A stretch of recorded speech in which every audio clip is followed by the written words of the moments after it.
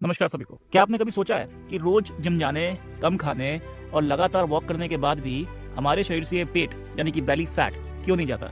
अक्सर बिल्कुल स्लिम दिखने वाले भारतीयों का पेट भी बाहर निकला होता है। हम इसे खराब लाइफस्टाइल या ज्यादा खाने का नतीजा मान लेते हैं, लेकिन विज्ञान कहता है कि ये पूरा सच नहीं है। इसके पीछे एक गहरा साइंटिफिक और इवोल्यूशनरी कारण है। आज हम बात करेंगे उस थिन फैट इंडियन पैराडॉक्स की करोड़ों भारतीयों को प्रभावित करता है। यहाँ हमें खुद को दुनिया की दूसरी आबादी जैसे गोरे, अंग्रेज, काले लोगों से कंपेयर करके ही समझ आएगा। आपने देखा होगा कि कई अंग्रेज या अश्वेत लोग काफी भारी होने के बावजूद उनका पेट इस तरह असामान्य रूप से बाहर नहीं निकलता जिस तरह इंडियन से निकलता है। उनकी चर्बी उनके पूरे शरीर जैसे हाथ, पैर, जांघों को बराबर बांटती है। इसका सीधा मतलब क्या है? इसका सीधा मतलब ये है कि हम भारतीयों में जो मोटापा दिखता है वो बाहर की चमड़ी का नहीं है, बल्कि हमारा पेट, हमारा फैट सीधे पेट के अंदर जाके हमारे सबसे जरूरी इंटरनल ऑर्गन्स जैसे कि लीवर, पैंक्रियाज, आंतों में चारों तरफ जमा हो जाता है, जो फैट होता है। इसे साइंस में विसरस फैट कहते हैं। जब अंदरूनी अंगों के आसपास ये फैट बढ़ता है तो ये अंदर से पेट की दीवारों को बाहर की तरफ धक्का मारता है, जिससे एक भारतीय इंसान बाकी शरीर से तो पतला दिखता है, लेकिन उसका पेट मटकी की तरफ बाहर निकल आता है। अब सवाल उठता है कि अंग्रेजों को ये दिक्कत क्यों नहीं होती है?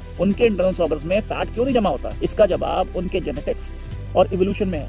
अंग्रेजों और वेस्टर्न लोगों के शरीर में त्वचा के नीचे फैट स्टोर करने के लिए सबके उसमें फैट कैपेसिटी बहुत ज्यादा होती है। उनका शरीर एक बड़े सॉफ्ट स्पंज की तरह है। जब वे ज्यादा फैट खाते हैं या कैलोरी खाते हैं तो उनका जेनेटिक्स उस एक्स्ट्रा फैट को अंदरूनी अंगों से दूर त्वचा के नीचे सुरक्षित जगहों पर भेज देता है, यानी कि इंटरनल ऑर्गन में नहीं, बाकी पूरी बॉडी पे डिवाइड होता है उनका। लेकिन हम भारतीयों की चमड़ी के नीचे वाला फैट स्पंज बहुत छोटा है। सदियों से भारत में पड़ने वाले अकालों की वजह से हमारे जीन्स ने खुद को थ्रिफ्टी जीन्स में बदल गया है। हमारी बॉडी को जैसे ही एक्स्ट्रा कैलोरी मिलती है वो त्वचा के नीचे जगह न होने के कारण तुरंत लीक होकर सीधे लीवर और आंतों जैसी इंटरनल ऑर्गन्स में जमा होने लगती है, ताकि इमरजेंसी में ऊर्जा मिल सके।